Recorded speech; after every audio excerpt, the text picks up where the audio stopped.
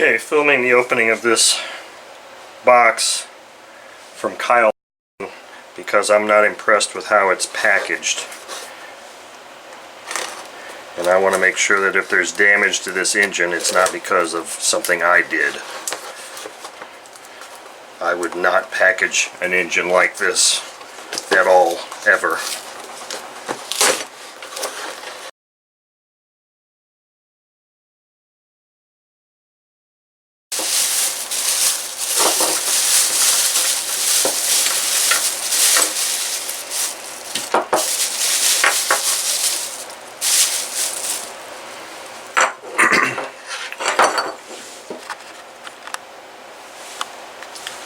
Okay, it looks like it survived, relatively damage-free, although that is definitely not how it will be being shipped back.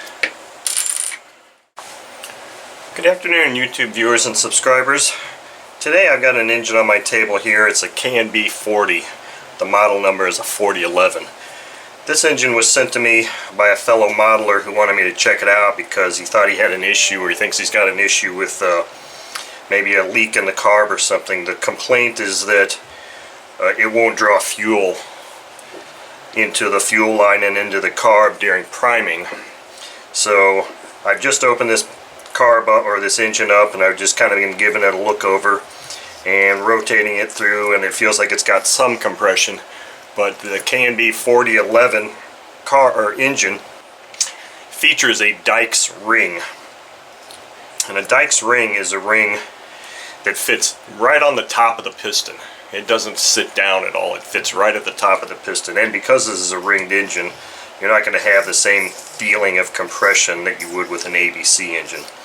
So as I rotate this through, I kind of hear what sounds like an air leak, but I think that's just because of the construction of the engine. So what I'm going to do here is zoom out just a hair, and hopefully you'll be able to see this. I've got a fuel tank here with some pink fuel in it, and hopefully you'll be able to see.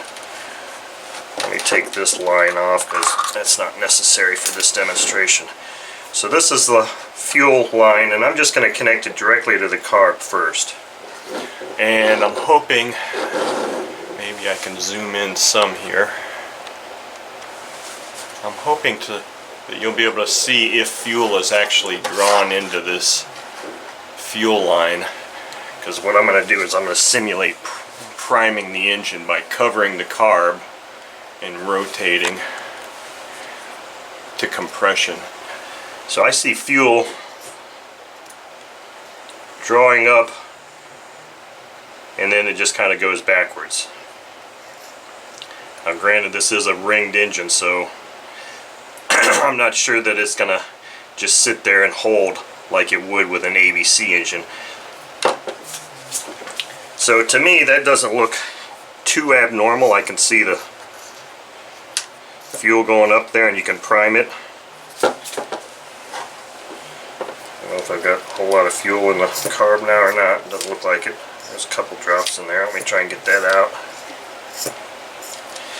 Now what I want to do is connect this piece of fuel tubing, because this has a remote needle valve. You've got more connections where you can have leakage.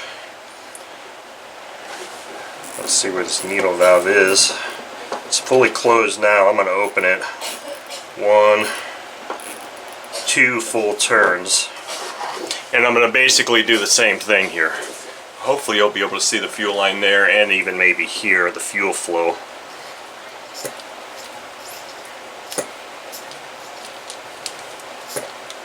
Now see, this time I'm not seeing any fuel drawn up here at all. So maybe our remote, oh wait, I guess the throttle needs to be open. Okay, fuel's up here now. It's going to take a little bit of rotating to try and get it to climb this. But as you can see, I'm able to get it. Be a lot easier with a prop, but that's not going to be practical for this demonstration. So I'm seeing fuel up here. It got up to here. It's slowly going back. So right now it's staying in this line, so I'm not really seeing a huge problem here. I really just kind of want to take this engine out on the stand and try and give it a run and see, what happens. So let me see if I got a whole lot. I don't think I've got a whole lot of fuel in here. No. So anyway, preliminarily, I'm not really seeing anything unusual here. So the next step is going to be to just to put this on the test stand and try and attempt to run it and see what happens when I prime it my way and run it and that kind of thing. So let's take this outside and see what happens. Good afternoon. So I've got a K&B 40 ringed engine here. It's a model number 4011. This is an engine that a subscriber sent to me to have me evaluate. He was having some issues with it drawing fuel.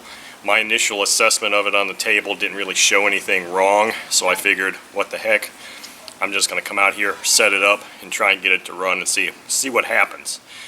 I've got the needle opened 2 full turns. The instructions recommend 2.5 for a new engine. I don't know how much runtime this engine has on it, but by judging the top of the piston from what I saw and the side of it, it doesn't look like it has much on it at all, so it's probably going to need to be run in pretty rich. I'll just be happy if I can get it running. Kyle was saying he wasn't even really able to get it to run at all, so we'll see. I've replaced your plug, Kyle, the cane in the engine. Wow, lizards. With a K&B 3711 plug, I believe. And I've got a tank of 5% nitro fuel here and a 10.6 prop strapped on. This will be the first time I've run an engine since my incident, so don't expect to see me hand starting it. And thankfully this has got a remote needle too, so let's give this thing a run and see how it does.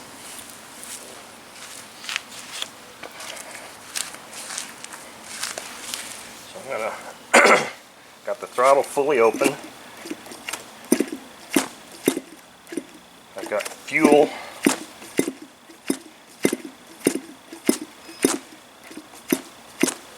Fuel up to the carb here. So let's close.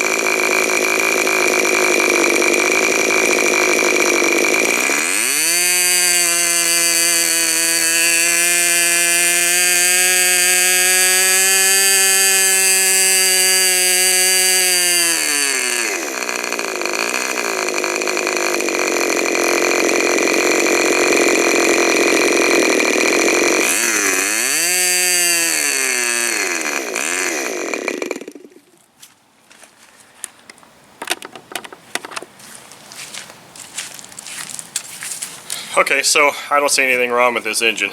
It starts fine, it runs fine. It needs to be broken in. I can tell by looking at the piston how brand new it looks that this engine needs a proper break-in, and that's why I'm not going to sit here and break this engine in. That wasn't my task. So this engine needs a proper break-in, probably however you break in a Dykes ring piston engine, much richer than I just had it.